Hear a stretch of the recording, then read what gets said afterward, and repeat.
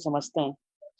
Distance relay जो है one of the important और स्पेसिफिक रिलेज में से एक है, जिसका यूज़ आज के डेट में बहुत ज़्यादा बढ़ गया है बिकॉज़ इसकी जो ऑपरेशन की जो स्पीड है, जो ऑपरेटिंग टाइम है वो बहुत ही कम है, इसकी स्पीड बहुत ज़्यादा ऑपरेटिंग टाइम और ये जो रिले है डिस्टेंस रिले, ये स्पेशली हम ट्रांसमिशंस लाइन्स में प्रेफ़र करते हैं for short transmission line, medium transmission line and long transmission line.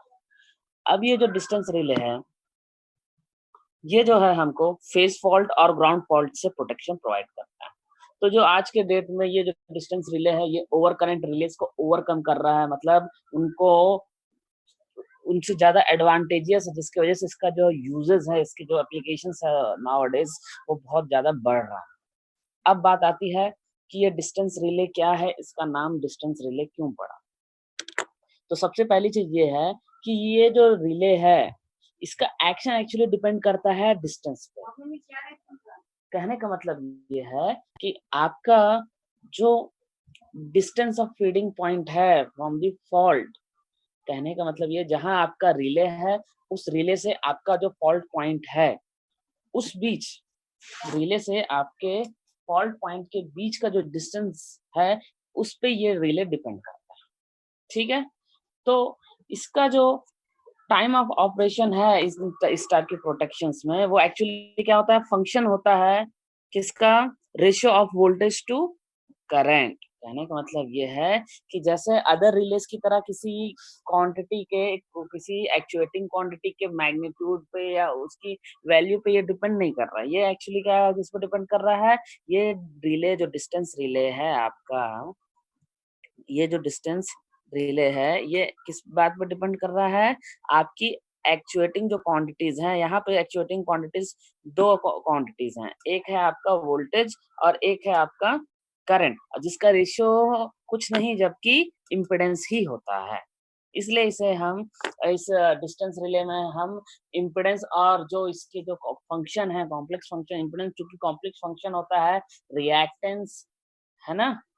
और रेजिस्टेंस का, चूँकि रेजिस्टेंस के केस में आपकी जो कोई इम्पैक्ट नहीं डालता है रेजिस्टेंस, है ना? तो इसलिए हम रिएक्टेंस रिले पढ़ेंगे और मोह रिले, जिसको हम एडमिटेंस रिले भी कहते हैं, उसके बारे में पढ़ेंगे और इम्पीडेंस रिले के बारे में पढ़ेंगे। तो ये जो रिले है, चूँकि ये किस बात पे डिपेंड करता है? इम्पीडेंस पे, और इम्पीडेंस क्या होता है? इम्पीडेंस कुछ नहीं, वोल्टेज और करंट का रेशियो होता है। तो हमको एक चीज़ पता चल गया कि इसमें जो हम रिले यूज़ करेंगे, उसमें हम 2 एक्चुएटिंग क्वांटिटीज़ को लेंगे, एक होगा वोल्टेज और एक होगा आपका करंट, ठीक है? अब जो प्रिंसिपल जो टाइप की जो डिस्टेंस रिलेज हैं, उसमें आपका एक आता है इम्पीडेंस रिले, दूसरा आता है रिएक्टेंस रिले और तीसरा आता है एडमिटेंस, जिसको मोह रिले भी हम कहते हैं। तो सबसे पहली चीज, फर्स्ट पॉइंट, जो डिस्टेंस रिलेज होती हैं, उसका जो प्रिंसिपल है वो अदर से अलग होता है, अदर प्रोटेक्शन रिलेज से जो है अलग होता है बिकॉज ऑफ देयर परफॉर्मेंस। चूंकि ये जो रिले है, ये किसी करंट या वोल्टेज, जैसा कि मैंने पहले भी आपको बताया है, किसी भी करंट या वोल्टेज की मैग्नीट्यूड पे ये डिपेंड नहीं करता। जैसा कि आपको यहाँ दिख रहा है, it is governed by the magnitude of the current और the voltage. It is not governed by the magnitude of the current and the voltage in protected circuit, but rather than the ratio of these two quantities, है ना? ये 2 quantities के ratio पे depend करता है, कौन? Distance के। जो आपका सेकंड पॉइंट आता है, वो ये कहता है, ये जो आपका सेकंड पॉइंट है, ये पॉइंट क्या कहता है? जो डिस्टेंस रिलेज हैं are double actuating quantity relays, मतलब इसमें 2 क्वांटिटीज के पे डिपेंड करता है, डबल एक्चुएटिंग क्वांटिटीज पे ये डिपेंडेंट हैं, with one coil energizing by the voltage and the other coil by the current। कहने का मतलब ये है कि ये 2 क्वांटिटीज पे, जैसे मैंने आपको ऑलरेडी बता दिया है कि एक जो है वोल्टेज पे और दूसरा कॉइल किस पे डिपेंड करता है? करंट पे। अब आती है बात कि करंट कॉइल जो क्योंकि करंट कॉइल से करंट प्रोड्यूस हो रहा है, उसकी वजह से कुछ फ्लक्स प्रोड्यूस होगा, वो फ्लक्स की वजह से जो है कहीं वो किसी एल्यूमिनियम डिस्क या किसी कंडक्टर से लिंक करेगा, उसमें एक क्या प्रोड्यूस करेगा, टॉर्क का क्या होगा, कॉज प्रोड्यूस, टॉर्क प्रोड्यूस करने का एक रीजन होगा, एक कॉज बनेगा। तो उस टॉर्क को हम कहते हैं ऑपरेटिंग टॉर्क या पिकअप टॉर्क या फिर पॉजिटिव टॉर्क। ठीक है, ये सारी चीजें अपन ने ऑलरेडी यूनिवर्सल टॉर्क के केस में पढ़ रखी है ना। तो जो करंट कॉइल है प्रोड्यूस करता है उसको हम ऑपरेटिंग टॉर्क कहते हैं या फिर पिकअप टॉर्क कहते हैं या फिर पॉजिटिव टॉर्क कहते हैं।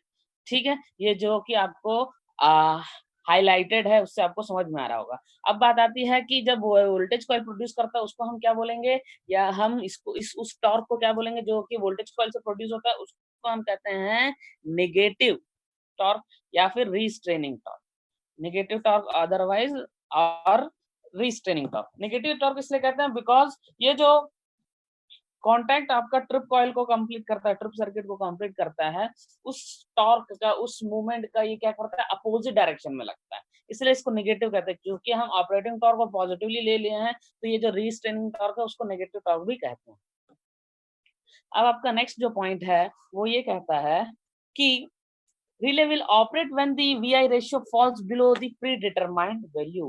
What it means, predetermined value, चूंकि मैंने आपको पहले भी रिले के बारे में बताया था कि एक रिले जो है आपकी प्रीसेट वैल्यू से कम या ज्यादा होने पे ही ऑपरेट करता है। उसके अकॉर्डिंग ही वो क्या करता है, ये डिसाइड करता है कि मेरा जो कंडीशन है, सिचुएशन है, वो फॉल्टी सिचुएशन है या फिर नॉर्मल सिचुएशन है, नॉर्मल ऑपरेटिंग मोड में है कि फॉल्टी और एबनॉर्मल ऑपरेटिंग मोड में। तो ये जो रिले है आपका यहाँ पर, ये जो है ऑपरेट तभी करेगा जब उसका वी आई रेशियो मतलब इम्पिडेंस जो है आपका प्री डिटरमाइंड वैल्यू से क्या हो जाएगा, कम हो जाएगा, नीचे चला जाएगा, देन ओनली हमारा रिले क्या करेगा, ऑपरेट करेगा। फिर आपका जो नेक्स्ट फिफ्थ पॉइंट है वो क्या कहता है और ये जो सारी चीजें अभी मैं आपको बता रहा हूँ ये इन जनरल है, मतलब ये इम्पिडेंस रिले पे भी वर्क करेगा, सेम आपका रिएक्टेंस रिले पे भी एप्लीकेबल है और एडमिटेंस रिले पे भी, ये हर तरीके के रिले पे एप्लीकेबल। चूंकि मैं पहले से ही इसके बारे में जानकारी दे देता हूँ ताकि हम जब इसकी सर्किट के जो अब डिस्क्राइब करेंगे तो आपको ये it will be useful and helpful to understand the theory, okay, the function, the operation of the distance relay and the types। अब बात आती है कि ये जो फिफ्थ पॉइंट है ये क्या है और ये कैसे। तो चूंकि इसमें क्या बोल रहा है कि during a fault on transmission lines fault current increases. क्योंकि हमको मालूम है कि हम आज के डेट में क्या है, आप लोग जब ये रिलेज पढ़ रहे हो, प्रोटेक्शन पढ़ रहे हो, सब्जेक्ट पढ़ रहे हो, इट मींस आपने ऑलरेडी इलेक्ट्रिकल इंजीनियरिंग में काफी सारी चीजें जान रखी है, सीख रखी हैं। तो ये चीजें जो हैं एक चीज बता क्लियर करती हैं कि जब आपका ट्रांसमिशन लाइंस में फॉल्ट आता है तो जाहिर सी बात है फॉल्ट के केस में आपकी करंट इंक्रीज होती है, at the same time voltage gets decreases, voltage get decrease. तो इससे क्या होगा कि जब आपकी ट्रांसमिशन लाइन में कोई फॉल्ट आ रही है तो करंट क्या हो रहा है, फॉल्ट करंट वो इंक्रीज हो रहा है और voltage at the same time क्या होगा, उस पॉइंट की ओर डिक्रीज होते हुआ चला जाएगा। तो जो वोल्टेज है at fault point measured by the PT, PT क्या है, ये जो पीटी आप देख रहे हो यहाँ पे, ये जो पीटी है, ये जो पीटी है आपका पोटेंशियल ट्रांसफार्मर होता है। और सीटी यूज करते हैं हम रिलेज में जो कि करंट मेजर करने के लिए काम आता है, करंट ट्रांसफार्मर होता है। तो ये क्या करते हैं कि ये जो है वोल्टेज को मेजर करते हैं। अब चूंकि फॉल्ट पॉइंट से जब हम पोटेंशियल ट्रांसफार्मर की मदद से जब वोल्टेज को मेजर करते हैं तो वो वोल्टेज को अपने को बताता है। अब वोल्टेज जो मेजर कर रहा है वो दो चीजों पर डिपेंड करती है। आपका जो पोटेंशियल ट्रांसफार्मर वोल्टेज को मेजर कर रहा है वो दो चीजों पर डिपेंड करती है। एक ये है कि आपका पोटेंशियल ट्रांसफार्मर जो है फॉल्ट पॉइंट पे है तो आपका वोल्टेज कम होगा। अगर फॉल्ट पॉइंट की लोकेशन आपके जो रिले की लोकेशन से दूर है, मतलब पोटेंशियल ट्रांसफार्मर की जो जहां से वो फॉल्ट पॉइंट से दूर है रिले की लोकेशन, देन तो ये जो डिस्टेंस में आपका करंट फ्लो हो रहा है तो वोल्टेज ड्रॉप बढ़ जाएगा। तो आपका जो मेजर्ड वोल्टेज है पीटी में potential transformer that will get increased, the value you will get in the potential transformer secondary, that is increased value because the length, the span of the conductor, the transmission line has been increased because the fault point is far away from the relay. ये था आपका distance relay का point. इसके बाद next page इसमें upload करना. Next page. Hemchand download पे रखा है ना?